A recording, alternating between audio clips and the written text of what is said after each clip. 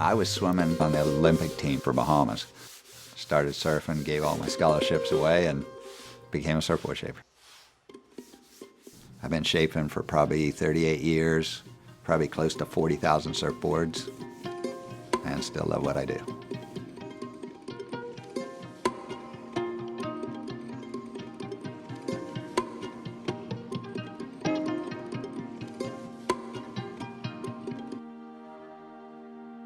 First waves I rode, it was probably, remembering back, was probably waist to chest, glassy day in Palm Beach.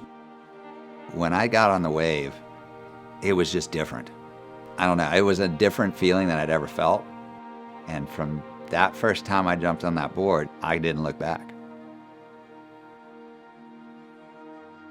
I had chances to swim for University of Florida and a bunch of colleges, and I started looking at them and trying to go, which one's closest to the ocean? So I walked on to DBCC, who at that time had a swim team, and I just started surfing so much that I just never went back my second year.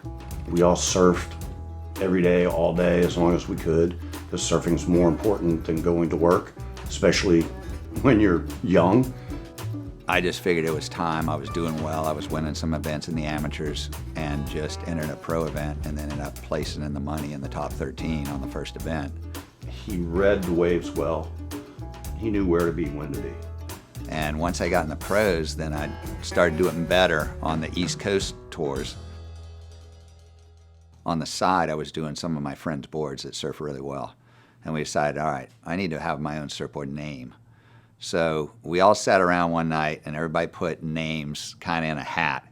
And my dad had a boat called Orion. And I just put the name Orion in it, and it just narrowed its way down to being Orion. I probably started shaping the first Orions I probably did in 85, 86. At that time, I was still surfing the East Coast Pro Tour. And then eventually, my whole goal was to go and try to surf in some of the World Tour events. Yeah, that one with the full deck is probably from 1990s. It was one of the best boards I ever had. So I've kept it around. The one beside it, I think Evan won a national title on it.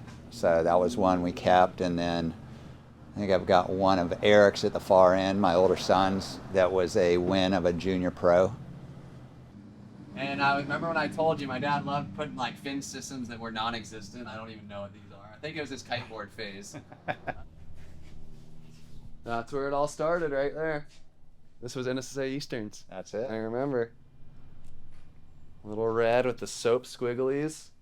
Copied Eric's design. And then I just tried to ruin it with some red polka dots. Pretty sweet little board.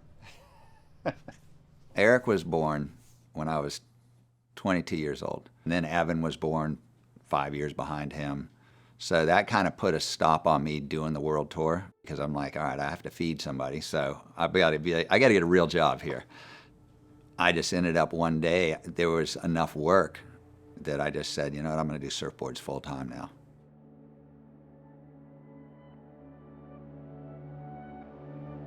Growing up in Florida, especially our hometown, I've traveled the world. It's my favorite place.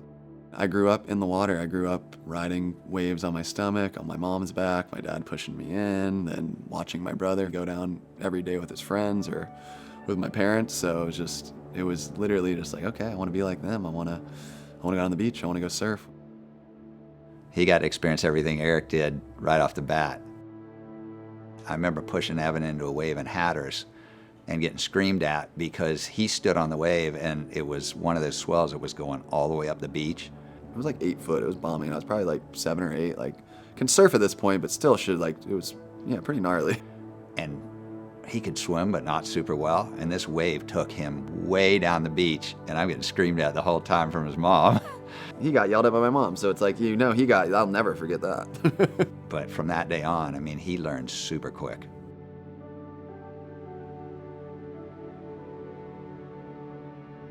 I think he was a pretty good dad to the kids when they were growing up. He spent a lot of time with them, helping them learn how to surf, taking them to contests, building them boards. I think his career kind of got put a little bit on hold with having kids at the age he did and then putting a lot into us. We traveled from such a young age. I went to Mexico for my 12th birthday with him and his friend on a surfing trip. Just like cool experiences like that it's not normal in a sense, but it's just traveling the world from a young age with your dad is pretty cool. That had to be incredible to share those experiences with your kids. Got a little emotional thinking back a little bit. I haven't thought about all our surf trips in so long. It's good stuff. I made pretty much all their boards from day one.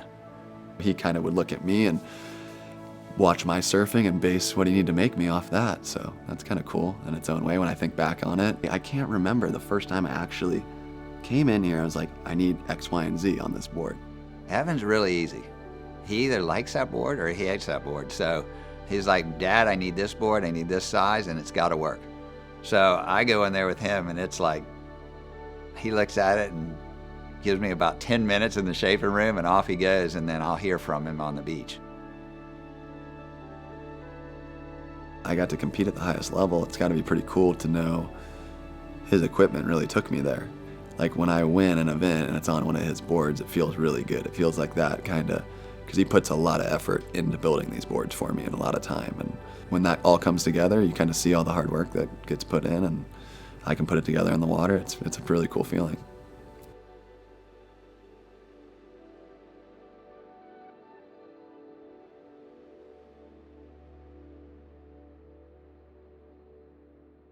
It seems to me like he's become a dad and a good friend. The boys still want his opinion, want his approval, and look up to him. Yeah, I mean, he put me on the path. The rest was up to me, and he put my mom and him put a lot of sacrifice into Eric and I, and my brother's, like I said, 5.5 years older than me. We've had great surf careers and created some, very, very good moments throughout my career on his boards and some unforgettable surf sessions on his boards. So. I get more enjoyment from that than probably anything with it. Is it's fun to make them boards and see them like it. I'm still trying to build great boards for the East Coast, and I'm hoping Eric or Evan try to continue on and maybe with them now expand it a little farther.